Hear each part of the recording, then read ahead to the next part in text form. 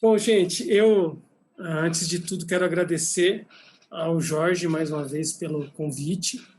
É um privilégio poder participar dos encontros do Celebrando, especialmente no primeiro do ano, né?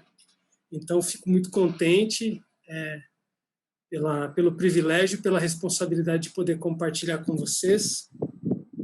Eu me propus a apresentar para vocês uma introdução a esse texto do Brennan Manning. O livro é esse aqui, ó, Impostor que Vive em Mim, a editora Textos. Vale a pena, se você não leu ainda, se você não conhece, vale a pena conhecer. Tudo que o Brennan Manning escreve é de muita qualidade, do ponto de vista bíblico e teológico, e também do ponto de vista das aproximações que ele faz com a psicologia. Ele é um cristão, foi um cristão muito responsável com esse trabalho de fazer uma leitura da fé que seja biblicamente saudável, mas que também dialogasse com a psicologia. Então, são textos extremamente bem cuidados, simples ao mesmo tempo de leitura, mas com uma profundidade teológica, e aplicações para a nossa caminhada de espiritualidade que são inegáveis. Então fica aí a dica para quem não conhece ainda, conhecer o Brennan Manning. Ele tem um livro muito legal que é uma série de meditações devocionais para o ano, começando o ano, de repente você compra e pode fazer até o final do ano. Todo dia tem a leitura de um texto bíblico, como aqueles devocionais que a gente já conhece, só que com a qualidade e a profundidade muito maior do que a gente está acostumado para um texto de devocional. Tá bom? Então fica aí a dica, chama Meditações para Maltrapilhos. Eu tinha aqui, não tenho mais, não mostraria para vocês, mas eu tinha um só e dei de presente. Como eu já li, hoje nós vamos passar, ainda que superficialmente, pelo Impostor que Vive em Mim, um texto extremamente profundo, ao mesmo tempo, um texto que vai diretamente às nossas questões mais essenciais. O primeiro capítulo desse livro vai trazer essa proposta da importância que existe em nós identificarmos o impostor ou a impostora que convive conosco no nosso coração, na nossa mente, nos nossos sentimentos, nos nossos comportamentos, e trazê-lo para fora do esconderijo para que ele possa ser nomeado, identificado, nomeado, acolhido, aceito, para poder ser vencido.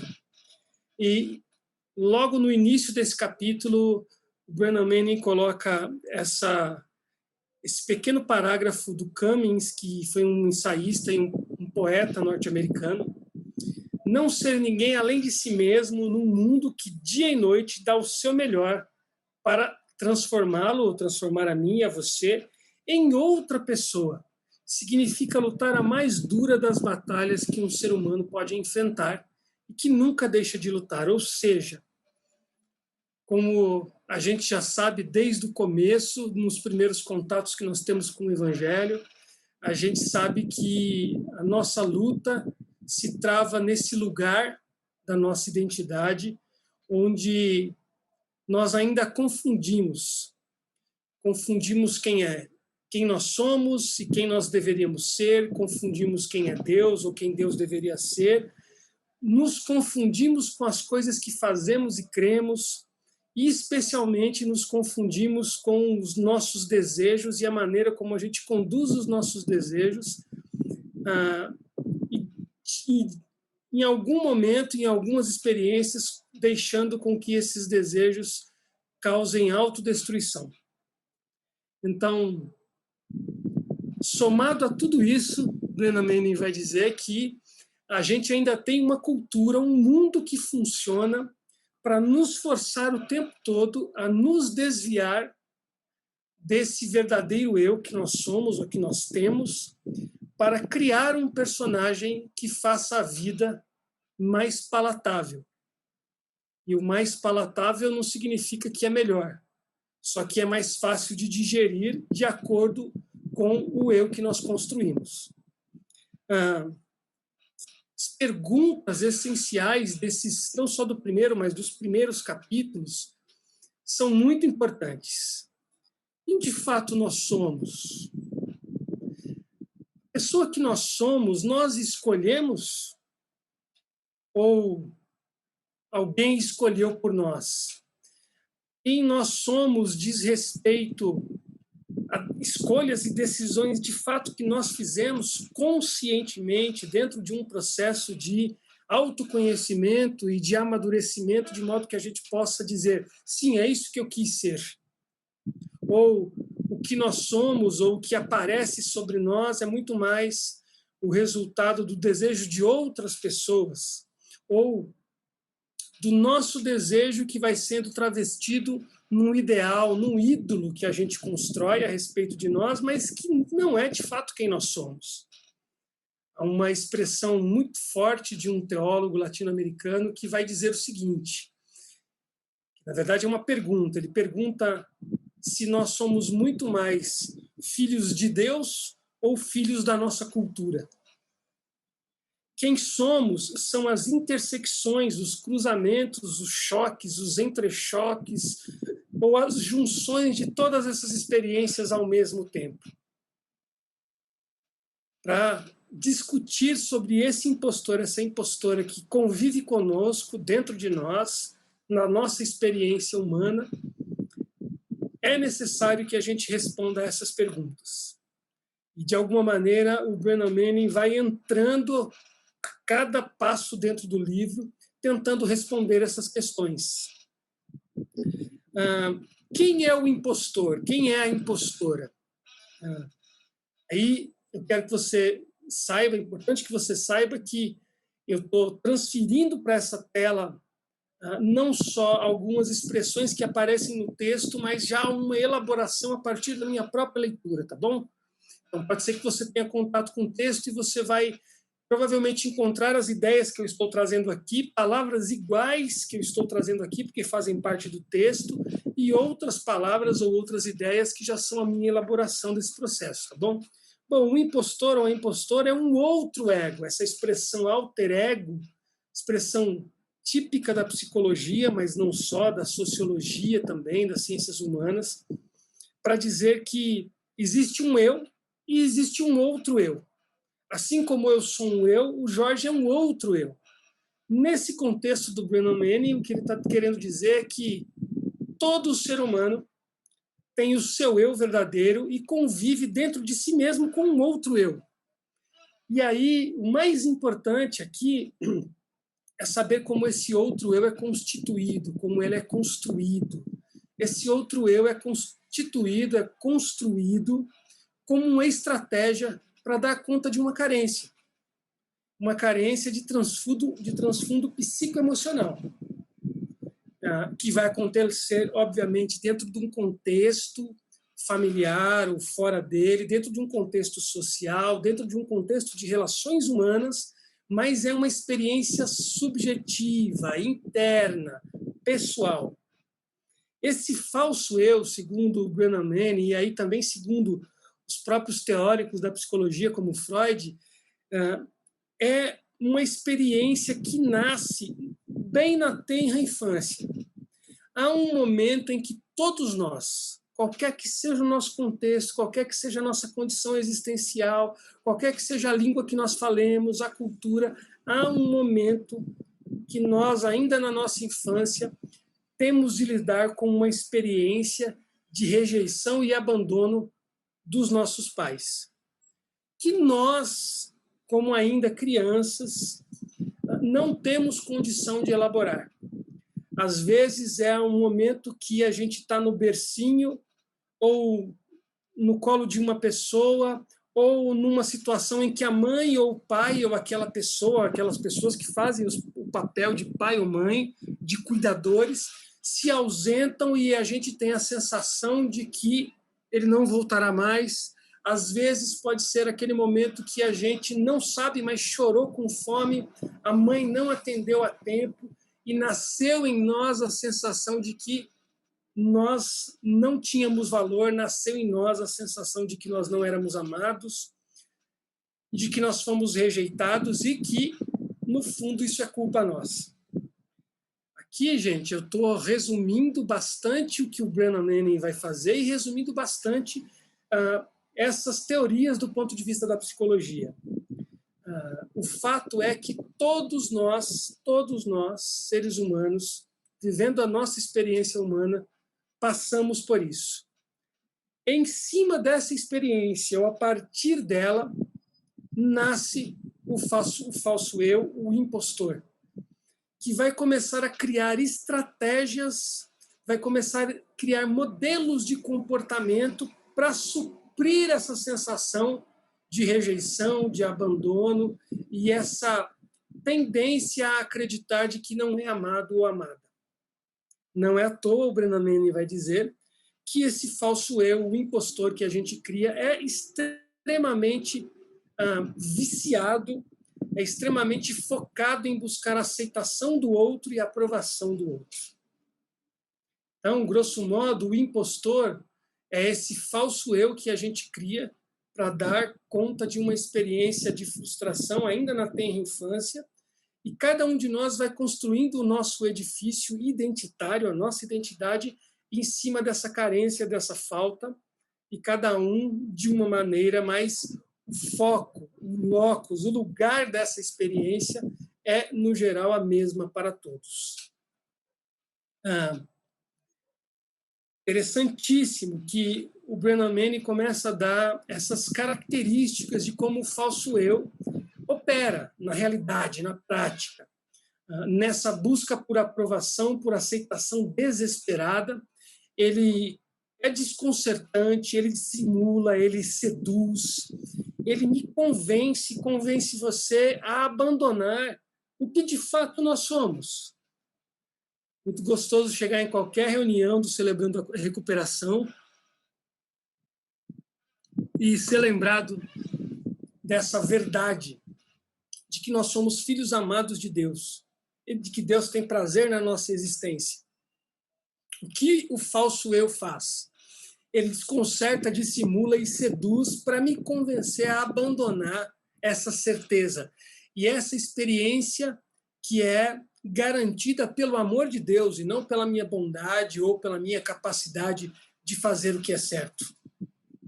Não é à toa que o Brennan Manning vai gastar boas páginas dando exemplos disso, de como na prática o falso eu aparece e nos faz e nos convence, ele articula, ele persuade a gente a sair desse lugar de filho amado de Deus. Interessantíssima essa frase que o Brennan Manning coloca, porque, de verdade, o falso eu é um ídolo. Do ponto de vista da Bíblia, da teologia, essa categoria é a categoria da idolatria. Idolatria é construir um ídolo a respeito de Deus, a respeito do outro, a respeito de mim, a respeito da realidade, a respeito da igreja, a respeito do casamento, a respeito do que deve ser a sociedade, a cultura, como deve ser o governo ou não. Ídolo é aquilo que a gente faz a partir das nossas ideias sobre a realidade, sobre as relações, para dar conta das faltas. E essa frase do Pascal é muito linda e forte. Deus fez o homem à sua imagem e semelhança. E o homem retribuiu a gentileza, fazendo um ídolo, ou ídolos, à sua imagem e semelhança, inclusive com Deus. Essa é uma das maiores maravilhas do Evangelho, que Jesus não pode ser idolatrado. Ele foge dessas possibilidades de idolatria. Por isso ele encarnou, para que a gente não tivesse dúvida de quem ele é e de como Deus é. O impostor tem essa habilidade de construir a respeito de Deus, a respeito do outro, a respeito da realidade, mas principalmente a respeito de si, um ídolo. Lembra? Ideia, ideal, ídolo. Então, o impostor pode se interpor entre nós e Deus e, o pior, se interpor entre Deus e nós. Deus nos procurar e achar esse ídolo, achar essa personagem. Deus querer nos abraçar, mas não nos encontrar, porque nós estamos escondidos atrás da máscara do impostor ou da impostora. Ainda no capítulo 1, ele vai começar a dar esses exemplos de como o impostor ou a impostora opera e como nessa operação, nesse jeito de funcionar, ele sustenta a ilusão de quem é.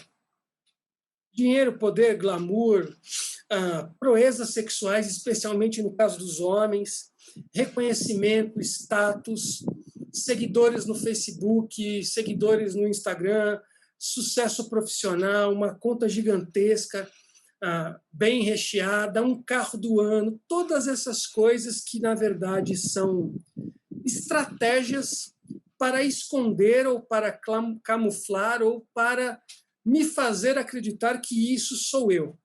Não é à toa, gente, que a nossa cultura, quase que no mundo todo, nos ensinou esse comportamento de, quando alguém nos pergunta quem somos, ao invés de nós dizermos sou um filho amado de Deus, ou me chamo Jorge, me chamo Cíntia, me chamo Robson, e aí falar o sobrenome, dizer esse sobrenome vem do meu pai que veio, entende? Como é na Bíblia Sagrada.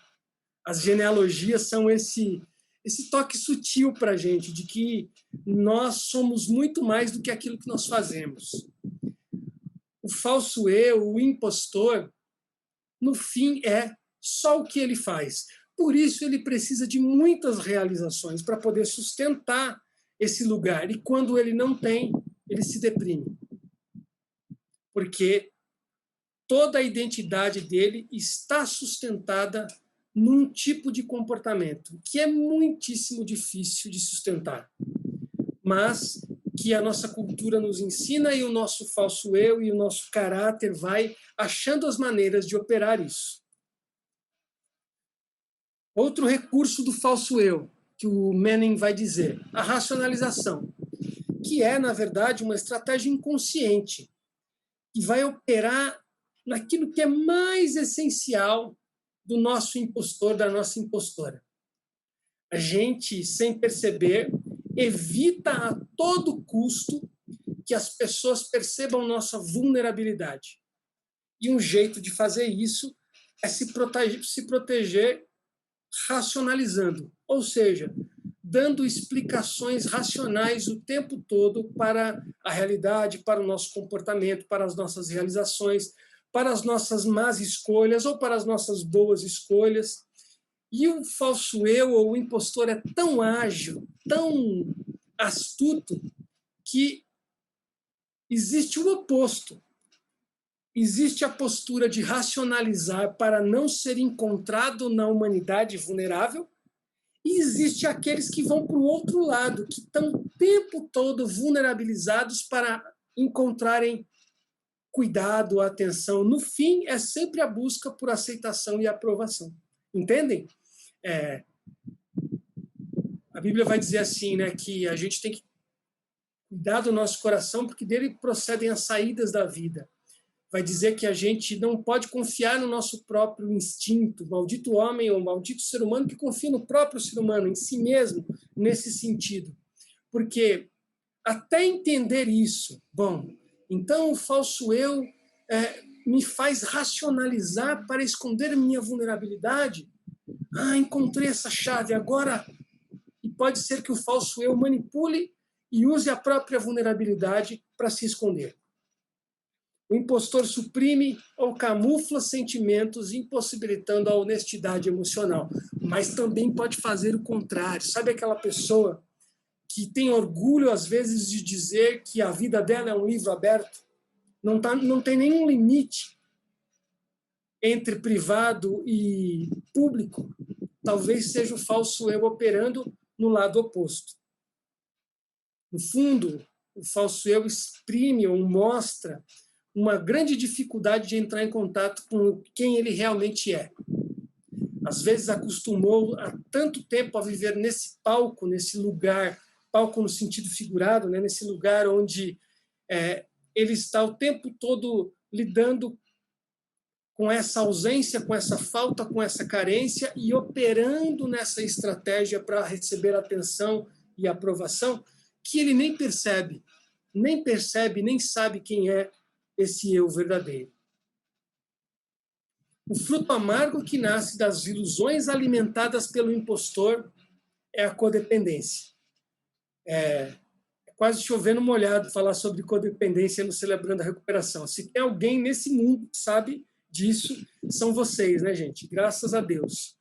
Mas nunca é demais lembrar. Segundo o Brennan Manning, a codependência é uma doença caracterizada pela perda da própria identidade. Então, já que eu nunca cheguei na minha própria identidade e acredito que essa falsa identidade é a minha identidade, mesmo que eu alcance o que eu tenho buscado, mesmo que eu alcance o reconhecimento, esse acolhimento, essa atenção que eu busco, eu ainda vou depender para sempre desses reconhecimentos externos a mim. Ser codependente, segundo ele, é estar totalmente destituído do contato com os próprios sentimentos. É aquela pessoa que sempre está bom, sempre está bom. O que o outro pensou, o que o outro disse, o que o outro decidiu, sempre está bom. Aquilo que Jesus vai dizer, né, que a gente deve amar o próximo como a nós mesmos. Aí um segredo, um pulo do gato importante, que é: nós não damos ao outro porque está faltando para nós. Nós damos porque já estamos completos, já estamos satisfeitos. Eu vou na direção do outro não porque eu dependo da aprovação dele, não porque eu dependo da palavra de encorajamento dele. Eu vou na direção do outro porque eu já me sinto pronto para entregar, para dar, inclusive para dar sem ter que receber de volta. Ainda que isso vá acontecer na maioria das vezes. O problema, segundo o Brennan Manning, é que a codependência nos aliena de quem nós somos. Essa alienação do nosso próprio corpo, dos nossos sentimentos, dos nossos desejos, das nossas necessidades mais profundas, isso é mortal para a nossa identidade. Veja que eu estou fazendo assim um voo, tá bom? Um voo muito grande. Eu nem vou cobrir o texto todo aqui, mas é só uma introdução do que é mais importante nesses primeiros capítulos. Como é que o Brennan Manning vai começar a dar a esse impostor, a esse falso eu, possibilidades de vislumbrar uma saída? A primeira coisa que ele vai dizer é isso que a gente já sabe, que nós somos filhos amados de Deus e que Deus tem prazer na nossa existência, apesar de nós não sermos humanos em plenitude. E para ele, essa experiência de relação com Deus pelo poder do Espírito Santo em relação com Jesus, o que a gente vai chamar de espiritualidade, de fé, não é um compartimento, uma gavetinha da vida. É um estilo de vida, é a própria vida. É o processo da vida em confiança, confiando em Jesus.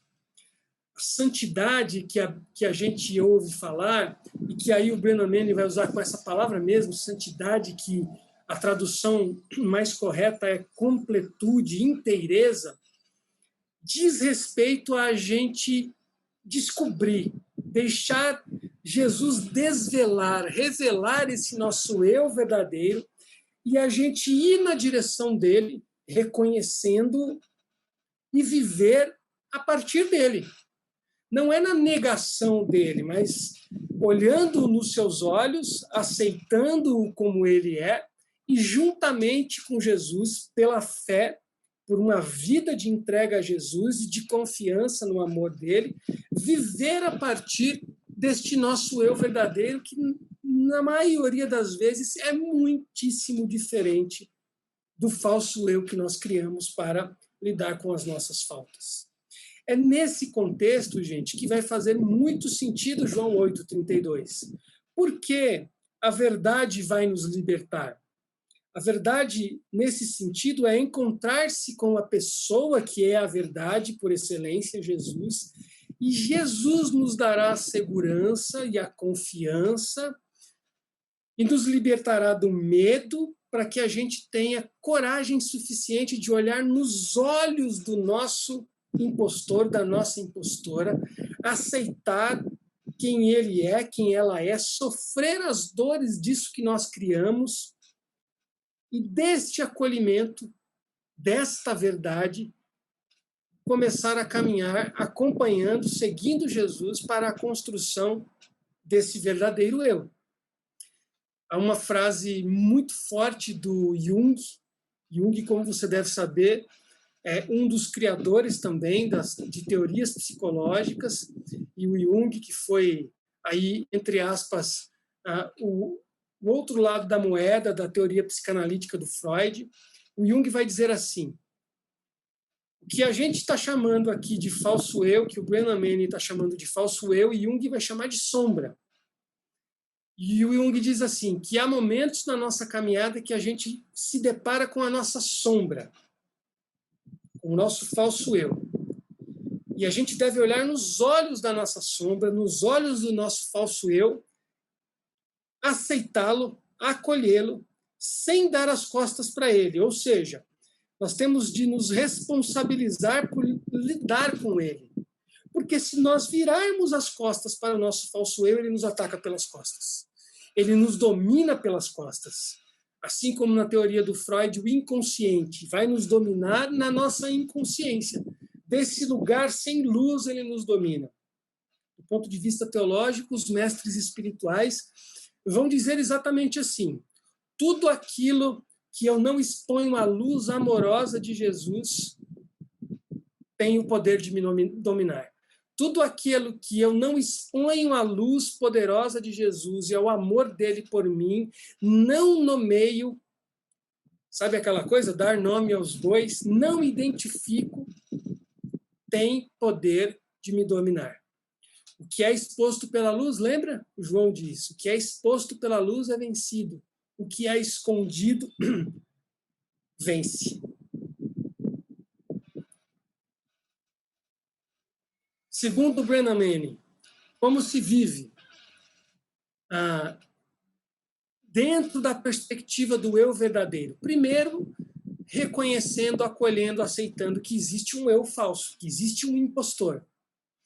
E ele vai contar a história desse John, que lida com o seu eu verdadeiro da maneira mais bela que você pode imaginar. Se você já leu o livro, você vai lembrar. Se você não leu, leia, porque o John é uma pessoa que, para os olhos da cultura onde ele vive, é alguém sem nenhuma realização, alguém sem nenhum status, alguém sem nenhum glamour, alguém sem dinheiro, alguém que não seria convidado para estar à mesa com outrem, alguém que passa totalmente invisível diante das outras pessoas.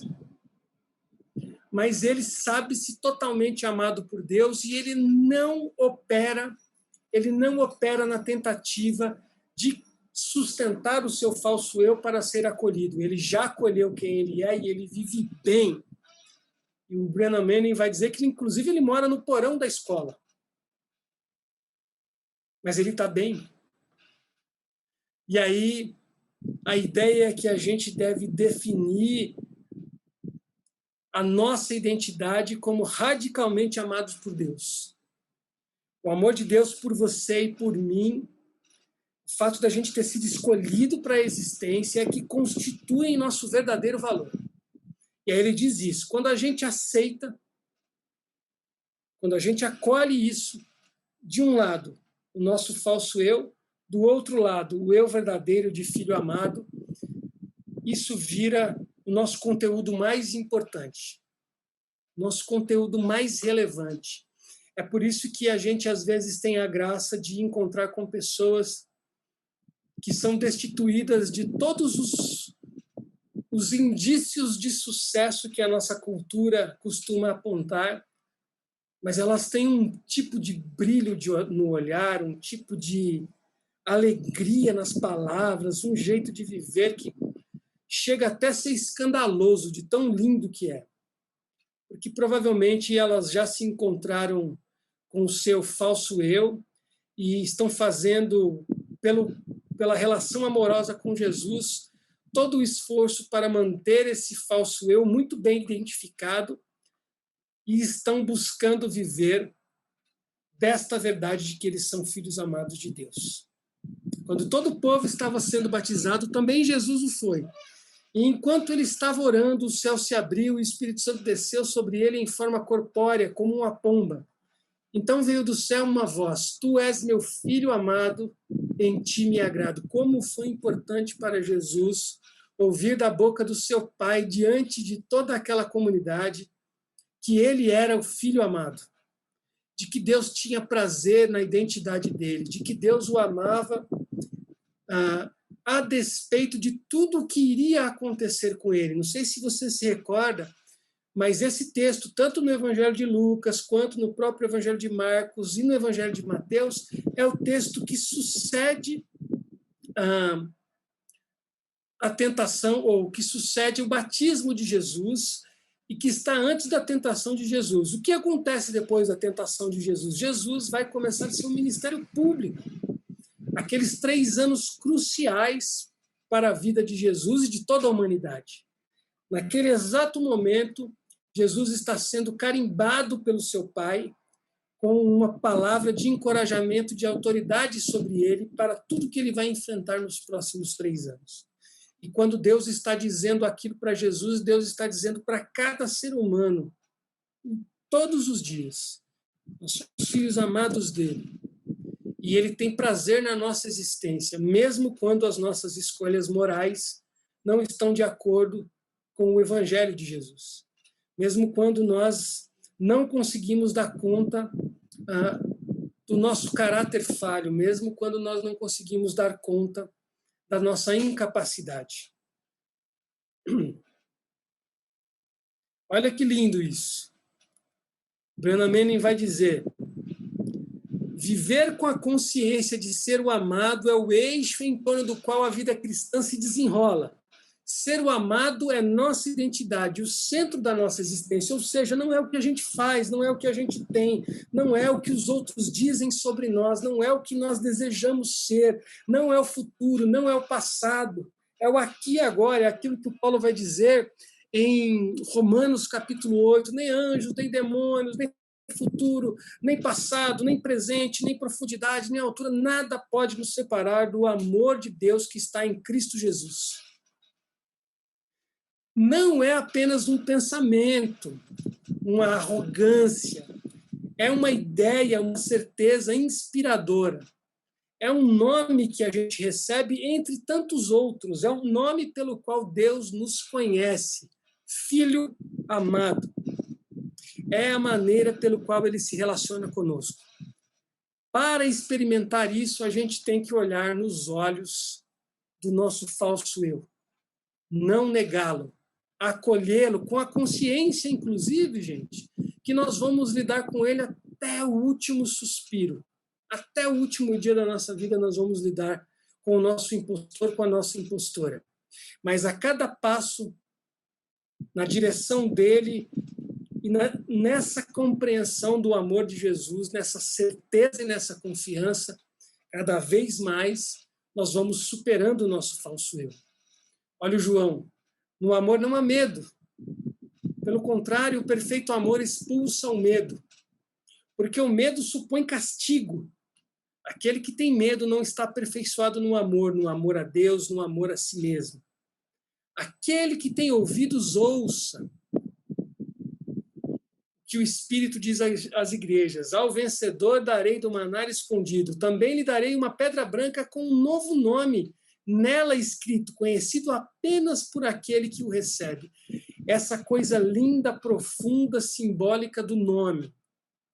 O seu nome, o meu nome é Filho amado de Deus, Filha amada de Deus. O nome que recebemos dos nossos pais, daqueles que nos criaram, no meu caso, a minha avó, que deu o meu nome, são temporários, porque existe um nome que nós vamos receber a partir dessa identidade de filho amado, filha amada, que só nós vamos saber lá no futuro reino de Deus, quando o reino de Deus, que já foi inaugurado na pessoa de Cristo, mas será consumado na segunda vinda. Nós receberemos esse nome que só nós saberemos e que nós vamos precisar dizer para o outro. Olha que coisa linda, que figura linda que o João vai mostrar no Apocalipse. Esse é o nosso eu verdadeiro e ainda não se revelou, como Paulo vai dizer, e o João também, quem nós havemos de ser. Isso aqui é só uma parte. O que tudo isso significa, gente, é que... Deixa eu apertar aqui. Isso. O que tudo isso significa, de modo muito resumido, a partir da fala do Brennan Manning, é que se existe algo importante na nossa caminhada como pessoas, na nossa caminhada espiritual, esse algo é essa busca, esse projeto de descobrirmos quem de fato somos. Segundo, essa busca, esse projeto, essa dedicação de se entregar a Deus em confiança para que Ele revele a nós quem nós somos. Por fim, essa busca, esse projeto de não ter medo de encarar quem de fato nós somos. Porque é só quando nós olhamos dentro dos olhos de quem nós de fato somos que nós podemos receber nosso novo nome. Enquanto isso, nós vamos ficar sempre lutando com as nossas imagens a respeito de nós, ou com as imagens que fizeram de nós. Nós vamos narrar a nossa história a partir da fala do outro. Eu lembro muito bem quando eu me dei conta que uma boa parte da minha vida havia sido narrada por mim mesmo a partir do olhar das pessoas e do contexto onde eu cresci. Demorou muito para eu assumir, por exemplo, que sim, de fato, eu era uma pessoa capaz, uma pessoa inteligente, uma pessoa que podia aprender, e não só aprender. Eu podia aprender, questionar o que eu aprendi, colocar naquilo que eu aprendi mais conhecimento e ensinar a outros. Demorou bastante tempo, porque durante muito tempo, uma expressão era muito comum na minha narrativa pessoal, na maneira como eu contava a minha própria história, que era a seguinte declaração: eu não sou capaz, eu não tenho condições, eu não vou conseguir, eu não aprendo, eu sou burro mesmo. Até o dia que fui pego pela minha própria mão e Jesus me levou diante desse ídolo que eu tinha feito a meu respeito, e eu o acolhi, e entendi como eu o construí, e eu perdoei as pessoas que me fizeram mal, às vezes até inconscientemente, perdoei meus pais, minha história, e a partir do amor de Jesus comecei a lidar com esse falso eu. Daí para frente, as lutas não diminuíram, é óbvio, mas é muito bom quando a gente se olha no espelho com os olhos de Jesus e se reconhece e se gosta. E fala assim, é isso aí. Jesus tem razão. Jesus tem razão. Eu sei, eu posso, eu consigo, eu sou capaz deste lugar de filho amado. Portanto, eu queria que você guardasse isso e queria te incentivar. Se você não leu ainda, Brennan Manning, O Impostor que Vive em Mim, por favor, comece antes do carnaval, tá bom? Não espera esse papo assim, o Brasil só funciona depois do carnaval. Não, já compra, inclusive para você ler antes do carnaval, para chegar no carnaval com essa experiência de encontrar seu verdadeiro eu, identificar seu falso eu ou seu impostor dentro desse processo maravilhoso que é de ser chamado filho ou filha amada de Deus. Deus abençoe vocês.